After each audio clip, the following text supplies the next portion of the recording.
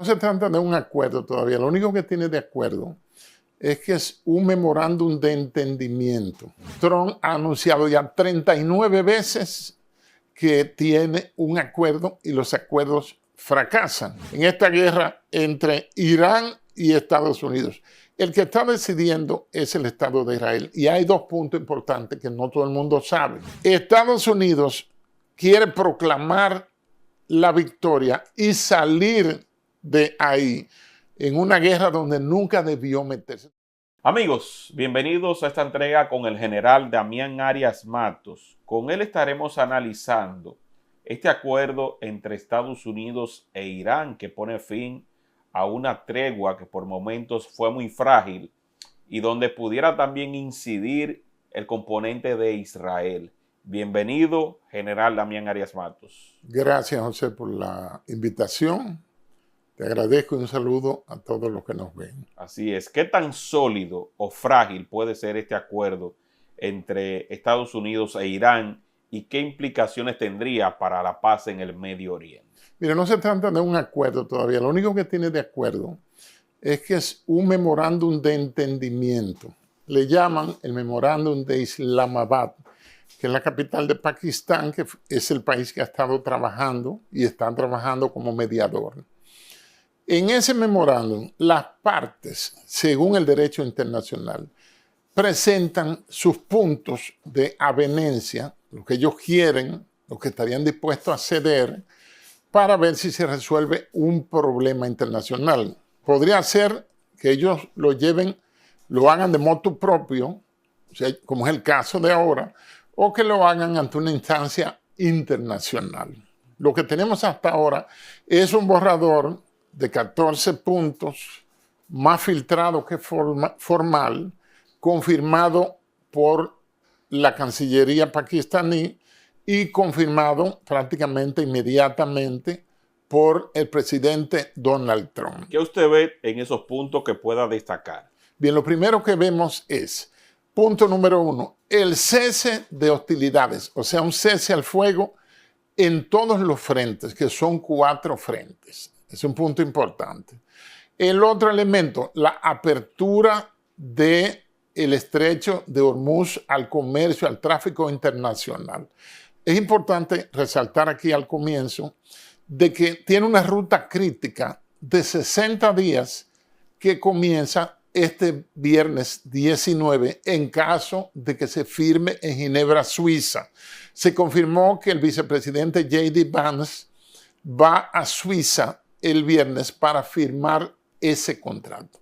En lo que llega el viernes hay un suspenso y hay una incertidumbre porque según analistas internacionales, Trump ha anunciado ya 39 veces que tiene un acuerdo y los acuerdos fracasan. Hay una especie de alto al fuego momentáneo y luego arrancan con más intensidad. Sigo con los puntos. Apertura estrecho de Hormuz. Cese de las hostilidades, un cese al fuego. Después de los 60 días, los dos países que tienen la soberanía sobre el estrecho de Hormuz, que son Irán y Omán, van a cobrar un peaje, un toll de paso para las embarcaciones, lo que lleven, no necesariamente petróleo, pero por ahí transita mínimo el 20% del petróleo mundial y un 23-22% del gas natural. Pero el acuerdo dice que no contempla peaje. Irán reitera, estará retirando las minas, abre el paso marítimo, Estados Unidos levanta el bloqueo a los puertos iraníes y se negocia que quede abierto de manera permanente y sin peaje. O sea que lo que logró la guerra, adelantándome un poco al detalle, logró que se cerrara el estrecho de Hormuz que estaba abierto antes de la guerra y ahora después de la guerra, en caso de que se llegue a un acuerdo de paz, que no es el caso de este memorándum, pues volver a la situación anterior. Otro elemento que contempla es que Irán reclama el pago de unos 24 mil millones de dólares, de los cuales le están aprobando la mitad, 12 mil millones de dólares. Y la administración Trump considera que los daños que ha tenido Irán como nación, como país, que tiene 1.548.000 kilómetros cuadrados, se resolverían con un plan de reconstrucción de 300.000 millones de dólares. Ahora hay que ver quién va a pagar esos 300.000 millones de dólares, mientras que Irán no lo hizo figurar ahí en ese memorando de entendimiento, está reclamando 24.000 millones de dólares de reparación por gastos de guerra. Es decir, hay muchos elementos en juego, pero hay un detalle, y es que en el momento hay que ver quiénes van a ir al acto de firma el viernes, si es que se da. Recuérdense que yo soy realista y lo que más se parece al realismo es el pesimismo, o sea, quiénes van a firmar. Estados Unidos comete un error en cuanto a negociar, ¿verdad? Y no estar todas las partes. Un acuerdo, un memorando de entendimiento, como se llama, en el cual no están todas las partes para presentar sus posturas, está llamado al fracaso. ¿Por qué? Porque quien decide en realidad es el Estado de Israel. Y fíjese que usted me dijo en la pregunta, en esta guerra entre Irán y Estados Unidos, el que está decidiendo es el Estado de Israel. Y hay dos puntos importantes que no todo el mundo sabe. En Estados Unidos, la comunidad de inteligencia, que en plena guerra que comenzó el 28 de febrero, renunció Joe Kemp, el director nacional de antiterrorismo, y ahora renunció Tulsi Gabbard, que es una teniente coronel retirada del Army que estuvo desplegada en Irak y Afganistán. Renunciaron dos patas importantes de la línea Trump, Tulsi Gabbard y Joe Kemp. Ahora bien, se ha detectado y se ha publicado en los medios de prensa, eso es información de dominio público, que esas agencias, no los que renunciaron, aunque es posible que en su momento quizá lo admitan, quizá no lo admitieron por ética y por lealtad al presidente Donald Trump, dicen que todas las instituciones políticas gubernamentales de Estados Unidos y por supuesto el sector defensa están permeados, penetrados por la inteligencia israelí, entiéndase el Mossad. Entonces, en ese marco de ese escándalo, hay un proyecto que se está debatiendo en el cual las FDI, las Fuerzas de Defensa de Israel, entrarían a formar parte del componente de defensa, más bien de la Secretaría de Guerra, que le cambiaron el nombre como lo tenía en 1792, de Estados Unidos, lo que significa que Estados Unidos sí y sí siempre acompañará al Estado de Israel en sus iniciativas bélicas. Ese es un matrimonio estratégico, un matrimonio militar en caso de que se apruebe esa situación. ¿Usted ve a Israel como una limitante para que esto pueda ser duradero? ¿Por las diferencias que tiene con Irán? Sin duda, ya lo ha hecho anteriormente. Fíjese, no hay registro, estuve buscando, de guerras entre Irán e Israel. Tampoco he hallado registro. Bueno, hubo una guerra entre Irak e Irán, donde hay una diferencia. El Irán, la antigua Persia, es chiita y el Irak es sunita, pero ahí Estados Unidos agarró y se decantó, tengo entendido, por el lado de Irán, por las relaciones que mantuvo durante el gobierno de 35 años del Shah Mohammad Reza Pahlavi, y todo el apoyo y todo bien, no había problema. En ese tiempo no hubo nada contra Israel, entre Israel e Irán, ni entre Estados Unidos e Irán. La mecha se incendió en 1979, cuando triunfa la revolución islámica del ayatollah Ruhollah Khomeini, que estaba en Francia, y regresa y toma el poder religioso que está por encima del poder político en esa teocracia islámica que se inauguró entre enero y abril de 1979. Entonces ahora, perdón José, ahora hay una mancha histórica por las masacres y los bombardeos de esta guerra. Ya hay una enemistad irreconciliable entre Irán, el Estado de Israel y el mismo Estados Unidos. Recuerde que en su primera presidencia el presidente Trump autorizó eliminar al icónico general Qasem Soleimani, un ícono militar de la Guardia Republicana, Islámica, y eso es un puntito que se lo tienen guardado al presidente Trump. Y luego ahora con Ali Khamenei. Y ahora no, ahora ha sido peor. Han decapitado. Incluso tienen un nuevo ayatolá, pero no se dice quién es. El que sale es el presidente Pezeshkian hablando, y sale mucho el canciller Araghchi. Pero hay un detalle. Y Estados Unidos y su estrategia funcionó. He escuchado análisis de economistas que dicen que esta guerra ha llevado a Irán a las ruinas, que no disponen de los recursos para mantener la estabilidad, que hay una inflación galopante y que ellos necesitan reabrir la parte económica y abrazarse de la paz para poder sostener ese régimen, porque de lo contrario el pueblo se les va a virar, que era lo que quería precisamente Estados Unidos desde un principio cuando atacó. Mira, en un análisis dialéctico como el que estamos haciendo, nos vemos obligados a ser honestos, y eso es exactamente así. Una estrategia se contó con el pueblo, que no se sabe si fueron protestas de laboratorio o si eran de inteligencia artificial o cómo, pero ese pueblo que se había encendido ahí, ahora fusilaron gente. Ahí condenaron a un joven de 26 años a la pena capital. Entonces, dentro del paquete de la guerra, como la guerra es híbrida, está el quebrar la economía, que está quebrada. Irán está en el suelo. Lo que pasa es que se ha hecho por un sentido de supervivencia, como ellos mismos dicen. Fíjate que Trump le da la razón y dice: esta noche será borrada de la faz de la tierra toda una civilización, que lo es Irán, que fue imperio en la antigüedad.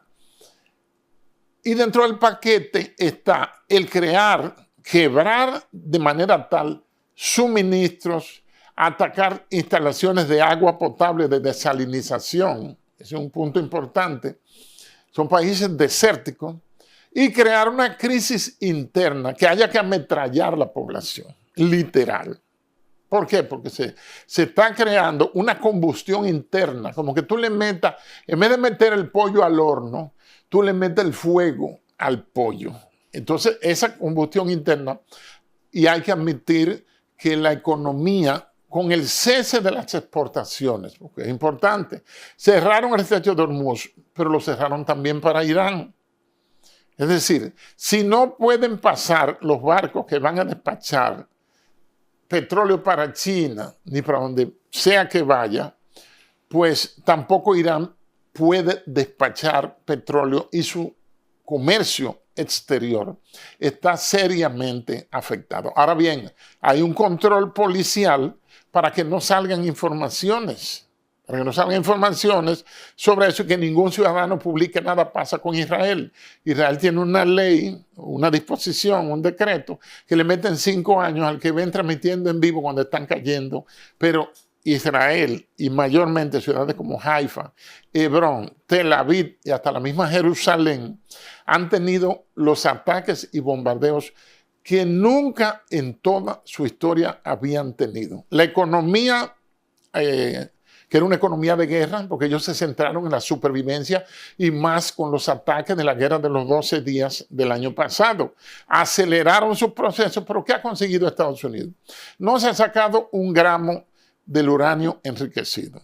Dentro de ese memorando de entendimiento, ahí Irán debe aceptar 60 años sin embarcarse en un programa nuclear con fines bélicos.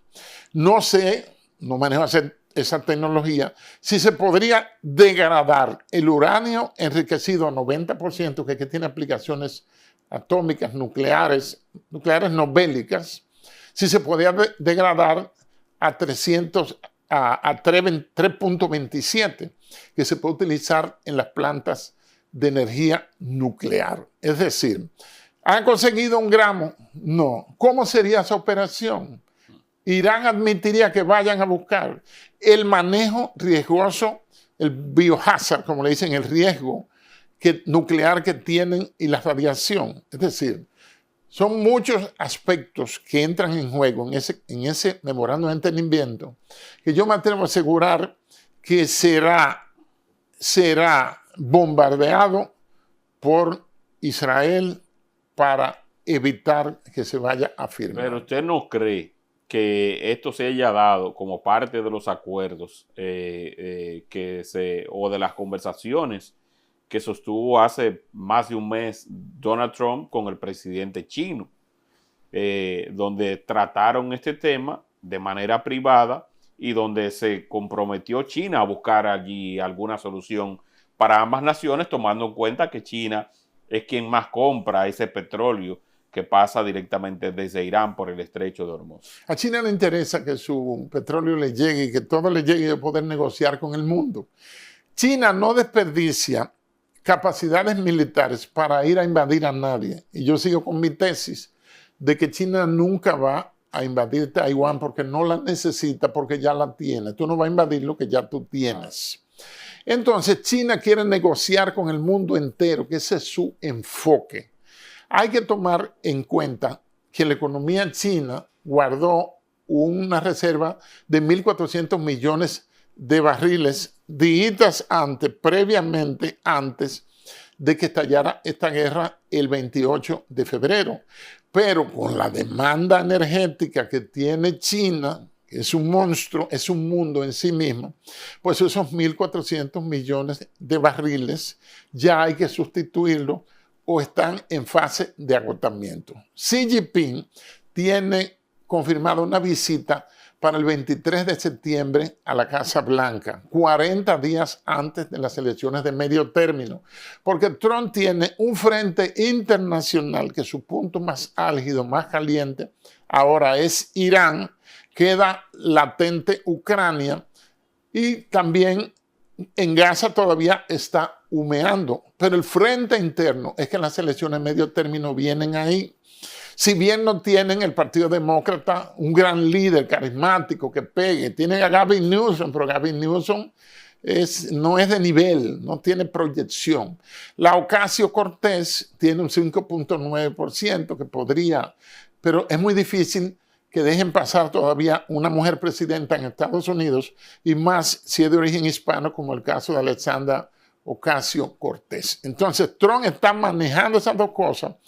Y fíjate que nada más con la publicación del memorándum de entendimiento y que se va a firmar el viernes en los mercados, el petróleo, el crudo de Texas se puso, creo que fue a 80. Eso lo estaba diciendo, o sea, 82 y algo. Esto no es una señal de que alguna información se está manejando importante sobre la paz, la tranquilidad, que ya esos mercados internacionales, el petróleo está descendiendo.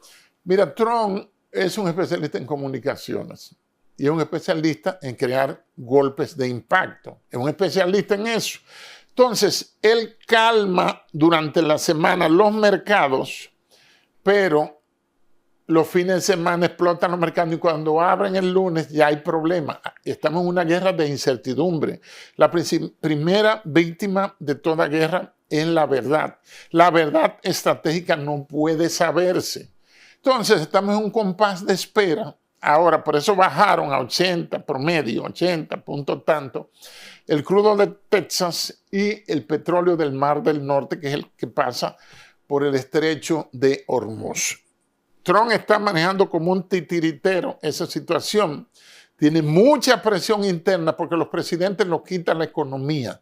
El único sitio donde la economía no saca presidentes, sino que los reeligen en la República Dominicana. Porque se pone mucho circulante, mucho picapollo, pote de ron y mucho dinero, y se pasan esos días y la persona sigue volado ahí. Pero en una economía organizada, no una economía como esta, la economía dominicana, requiere una revisión, de ir a los libros de von Mises, a los libros de Ricardo, a los libros de Adam Smith, a buscar cómo se explicaría una economía dominicana donde el elemento informal que más decide en las inversiones es el elemento del lavado de activos y la venta de estupefacientes. Eso está en el sector informal. Y como todos los partidos del sistema hasta ahora tienen una voracidad fiscal por sancionar al ciudadano que está emprendiendo. Hay un banco estatal que si usted quiere un préstamo para vacaciones, tasa cero, pero los emprendedores se lo ponen el 17%, o sea, casi al 20%. Ahí lo explotan. Entonces, ¿cómo? Pero vamos para Irán de nuevo. ¿Y usted nuevo. no cree que Trump haya logrado el objetivo? Porque si él, supongamos que este acuerdo es bueno, que es duradero, y empieza a bajar ese precio de esa gasolina de manera prolongada. Allá si baja.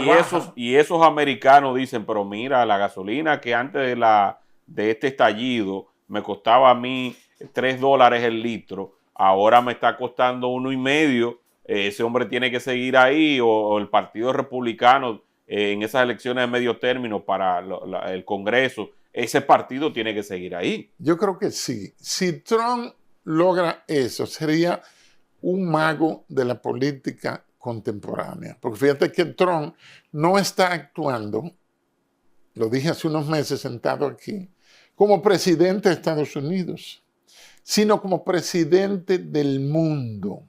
Ahora estuvo en el G7, comenzó ayer el G7, 3 días, allá en la frontera franco-suiza. ¿Y qué hizo? Él prácticamente se cogió el show, como siempre. Es la figura más trascendente. Ahí está el pobre y empobrecido y desbaratado y demencial liderazgo de la Unión Europea, que tienen un temor, y ya lo expresó Kaja Kallas, la vocera de von der Leyen, que temen que Putin y Trump negocien una salida en Ucrania sin tomar en cuenta a la Unión Europea, que son los que han estado poniendo los chelitos. Lo van a dejar en bancarrota. Y Trump se lo va a hacer.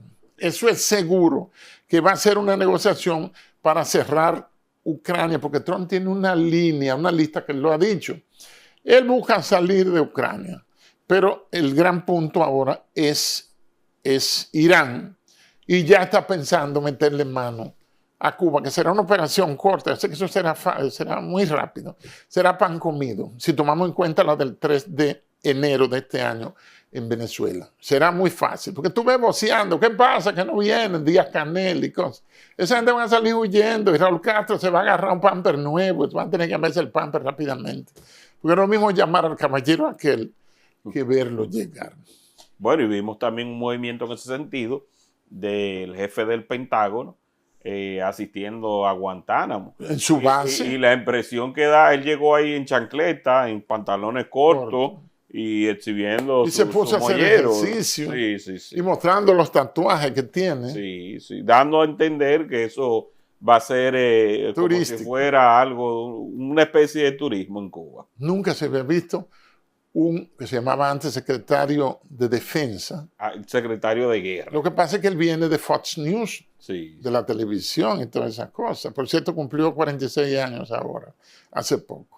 Sí, o sea, que él da a entender que él está muy relajado, que lo que se va a hacer allí en Cuba va a ser algo más parecido a lo de Venezuela. Si ellos deberían, si tuvieran un sentido de la historia, con cierta dignidad, invitar una avanzada de Estados Unidos, que ya se han reunido porque el director de la CIA estuvo ahí y se reunió con un nieto de Raúl Castro, que es un capitán del ejército que se llama, le apodan el Cangrejo, y reunirse para ver una salida, pensar en el pueblo, en el pisoteado pueblo de 67 años. Ahí hay personas que nacieron en dictadura y toda su vida lo que han visto es Cuba. Racionamiento, tarjetas, escasez, represión, estado policial, violación, ausencia total de derechos humanos. Es lo que han visto. Lo que han visto de Occidente lo han visto ya por el Internet. Pero también hay algo, general, que mucha gente en medio de esta ecuación no ha querido ver. Yo vi que la producción petrolera en este momento de Venezuela está superando el 1.000.000 de barriles y todavía no se ha abierto todo como tiene que abrirse.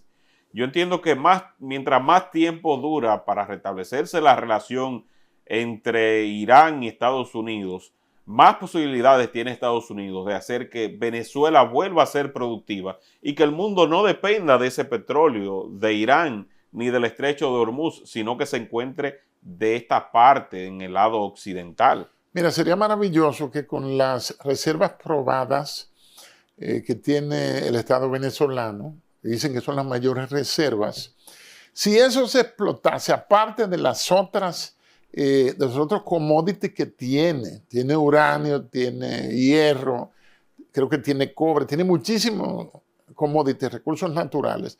Si eso se explotara de una manera correcta, rentable, con un sentido nacionalista, un sentido de comprensión, que si Venezuela no tiene las capacidades tecnológicas, fíjate que Trump hizo un llamado a las empresas petrolíferas norteamericanas para ir a negociar con Venezuela ante el nuevo escenario que se construyó, porque está en proceso de construcción, porque Venezuela necesita ir a las urnas, es un elemento importante, pero Estados Unidos está buscando bien quién va a ser el que me convenga o la que me convenga que esté en Venezuela. Y entonces, si la tecnología la tiene Estados Unidos, dale tecnología y exploten eso y pongan en la venta para ver si Venezuela vuelve a ser la Venezuela de los años 80 o los años 70, porque Venezuela ha tenido una involución, es decir, hacia atrás.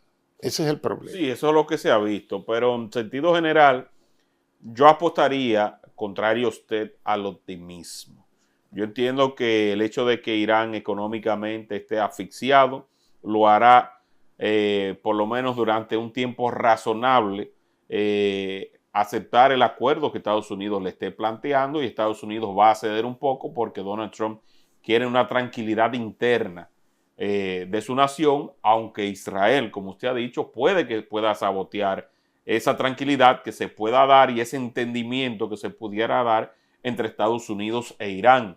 Pero el bolsillo duele. Cuando tú tienes una inflación tan galopante, tú estás a merced de un estallido social y tendría el régimen que aniquilar a miles de personas para poder sostenerse, y tampoco tendrán ellos una estabilidad ni siquiera a nivel interno porque entre ellos mismos no se van a entender. Y yo creo que a fin de cuentas eso era lo que quería Estados Unidos desde un principio, lo está logrando, y yo entiendo que hasta que ellos económicamente no estén nivelados, no van a intentar de nuevo pues provocar ni atacar ni dar una respuesta hacia sus vecinos como lo han hecho con anterioridad, porque ellos tienen que atacar a los vecinos donde están las bases que tiene precisamente este país y donde ellos también están dando respuesta a esos ataques que le hacen a ellos. Mira, Irán fue sometida a una presión bélica, operaciones militares, bombardeo y todo, pero no pudieron. Y esa ofensiva militar, para mí, fortaleció lo que va a desencadenar, que es el punto que tú bien señalaste. ¿Cuál? El que de la misma economía de guerra, una economía quebrada, desabasto, muerte, enfermedad, servicios colapsados, tiene una verdadera guerra interna, porque lo humano y las condiciones van a primar por encima del elemento bélico. O sea, esos son los dos enfoques, o por las bombas o por la destrucción interna que tiene el país. Ese es el problema. Entonces, es lo que decía Ortega y Gasset, yo soy yo y mis circunstancias. ¿Qué dice el ciudadano de a pie y hasta el ciudadano montado en Irán con respecto a eso? Y se le crea una explosión, tendría que hacer verdaderas matanzas, tratando de restablecer, controlar la ira colectiva. Orden. Lo más positivo fuese que el viernes firmen el acuerdo. Ahí comienza una ruta crítica, ojo, de 60 días. Sí, señor. Irán, yo creo que va a lograr el seguir cobrando, o quizá ellos lo están utilizando como un elemento estratégico de presionar, el seguir cobrando peaje para un compromiso de todos los países que pasen por ahí, aporten algo a la destruida economía iraní. O Es un elemento importante, por eso están reclamando la devolución de los activos congelados. Y fíjese que dentro de esas negociaciones se da un aspecto sumamente importante a nivel estratégico. Ninguno de los dos quiere quedar mal ante un tercero y ante el mundo. Y ante la historia. Entonces Irán no quiere parecer que sea arrodillado a Estados Unidos, pero Estados Unidos también quiere mantener la idea de que ellos han sido los que han propuesto el mejor acuerdo para conveniencia de su país y de los demás países que están en la zona. O sea que es un tema también donde la parte que negocia juega un papel fundamental y la diplomacia para tratar de hacer de que ambos queden bien y no queden destruidos. 2 puntos más dentro de los 14 es que Estados Unidos se compromete a retirar, porque esos militares que están locos por irse de ahí. El único que quiere guerra es Israel. Irán no quiere guerra. Estados Unidos tampoco quiere guerra. Fíjate que Trump no metió al mundo ni a Estados Unidos en ninguna guerra en su primer cuatrenio.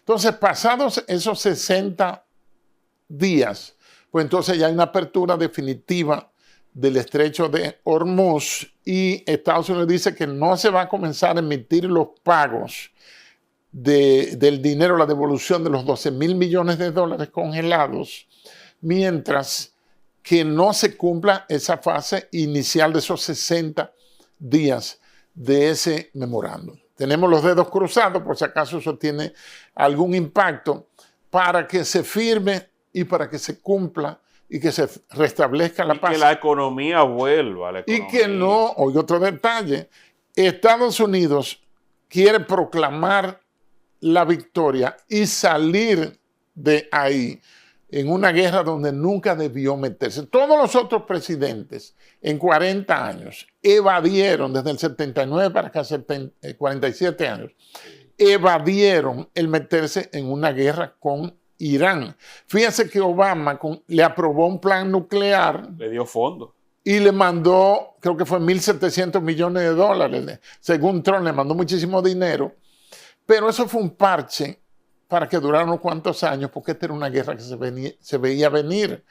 Porque la única forma, lo digo con tristeza, pero es una gran verdad, al parecer, la disuasión más efectiva que puede tener un país es la disuasión nuclear.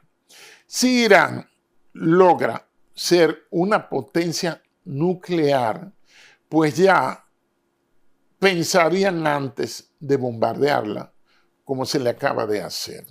Interesante lo planteado por el general Damián Arias Matos. Lo pueden seguir en su canal General Damián Arias Matos y también tenemos la publicación compartida.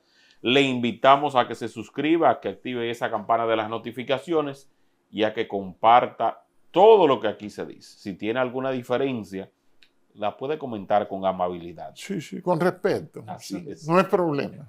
Sí, gracias, general. Gracias. Al público que comparta el contenido, reiterando este llamado y nos vemos muy pronto. Bye, bye.